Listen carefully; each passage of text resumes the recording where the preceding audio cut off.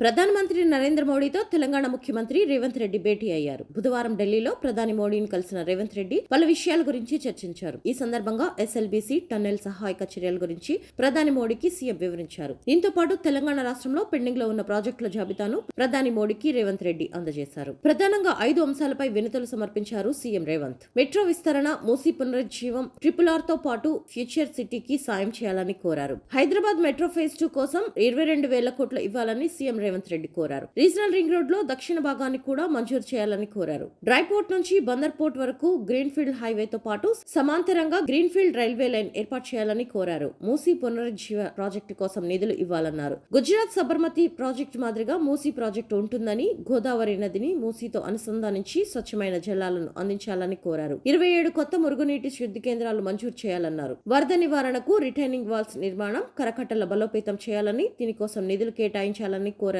CM Revanth Reddy.